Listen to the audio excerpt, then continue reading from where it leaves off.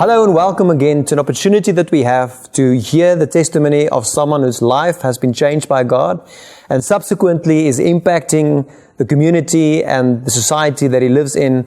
John, welcome. It's great to have you on the program, and I'm excited to hear your story. And God has done amazing things in your life, and we're going to hear all about it. It's great. Welcome on the show. Thank you. Happy to be here. Yes. John, just tell us a bit who you are. We don't really know each other. Tell us, who is John?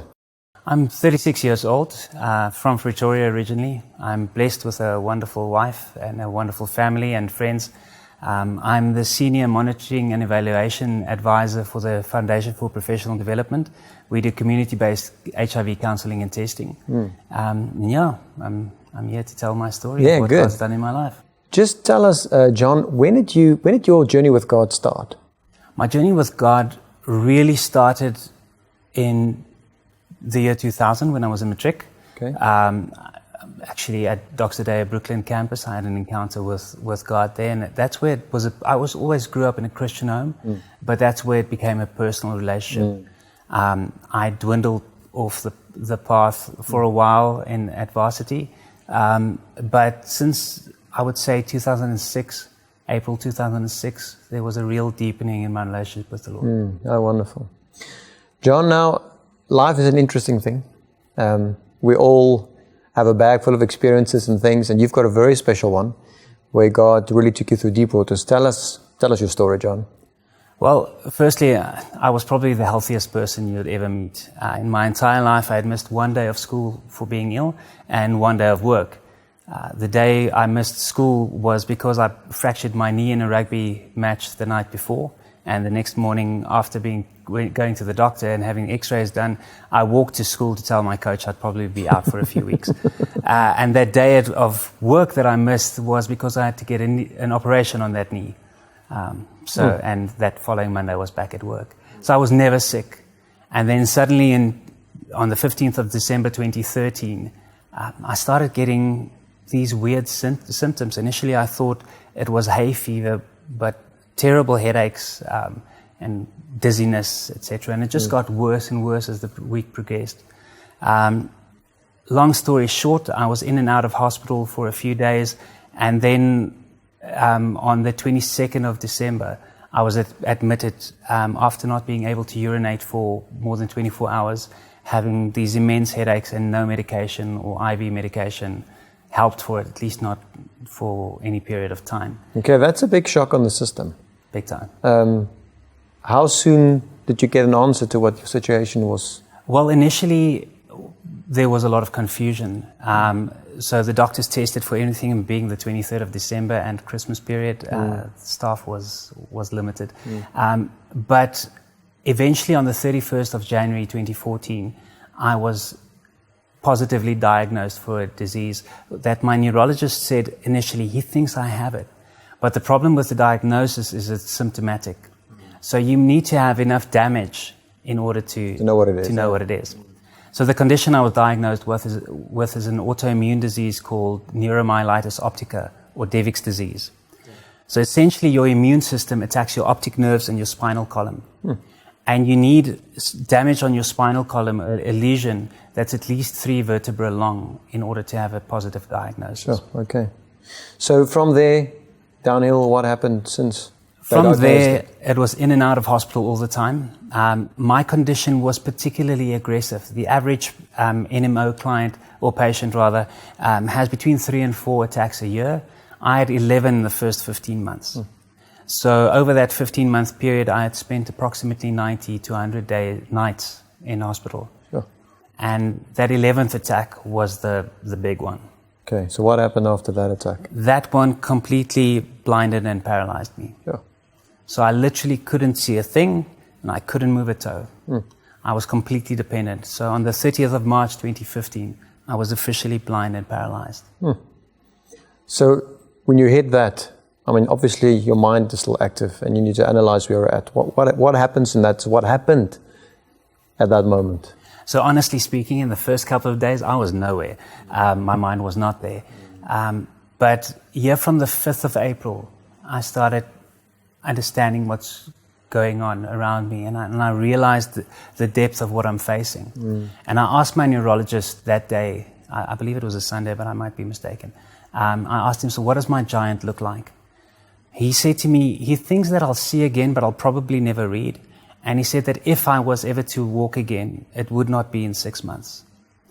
Sure. He advised my parents that I would need to move back in with them, that I needed 24-hour care, and that they would need to make the house wheelchair friendly. John, I'm curious, in that state, how do you pray?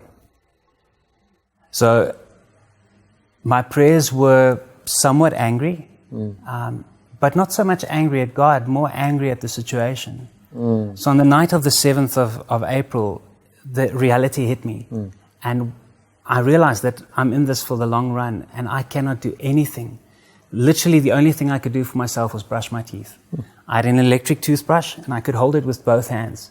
And I would slowly, twice a day, brush every tooth one by one. But that was literally all I could do for myself. I couldn't turn myself. I was wearing nappies, a catheter, anything you can imagine. And that night I burst out in tears. And a nurse, Sister Ruda, who I believe there's a special place in heaven for nurses, by the way. But she came and consoled me. And at that stage I had a work iPad that had a couple of thousand songs on it.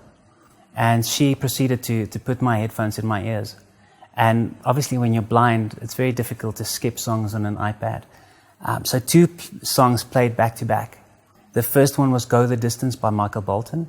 And the second one was Courageous by Casting Crowns, a gospel song.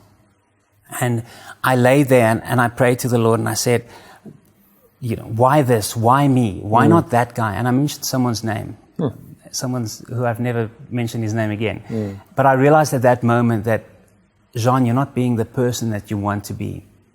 I just felt at that stage that I was trying to live a holy life and why was this happening to me? And I felt the Holy Spirit counsel me then and tell me, Jean, you'll never get an answer to the why question that will satisfy you. At a human level, there's nothing someone can tell you when you're in that moment that makes it better. But he continued and he said to me, but how trumps why? You see, how you go through something, that can give purpose to what you're going through. Sure. Purpose to you and purpose to people around you. And at that stage, it made, despite the anger and the frustration, it made sense to me. And I said to the Lord, okay, failure is not an option, and whatever the distance, I will go it.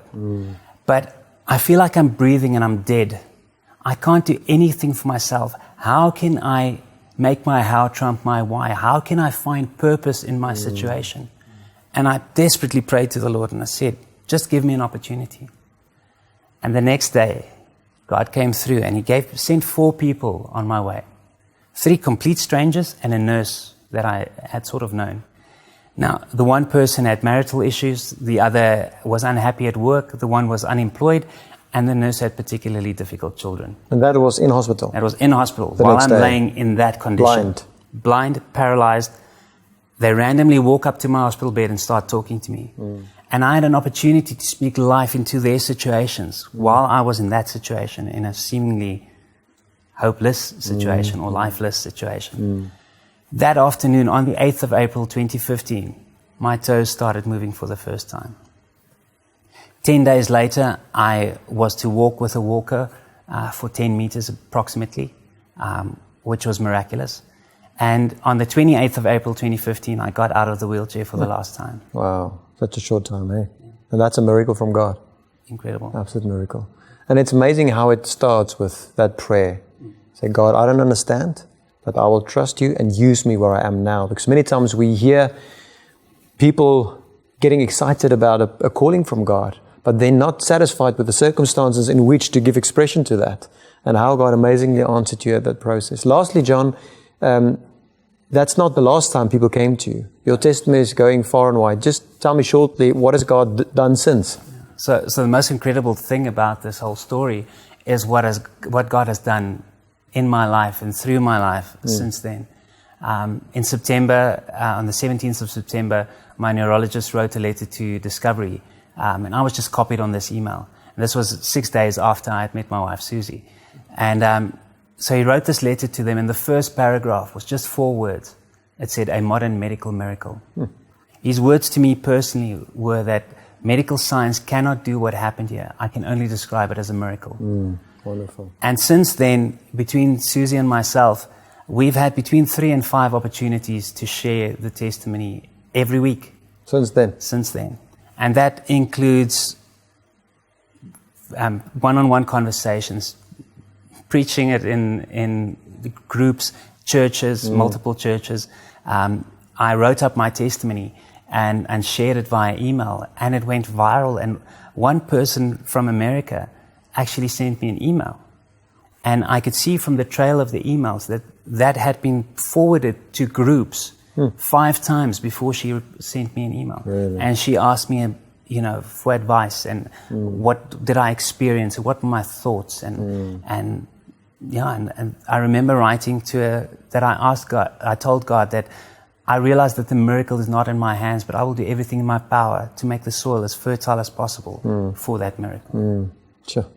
John, every time God meets someone at their desperate place of really trusting Him for a breakthrough, it's inspiring and it changes people's lives around them.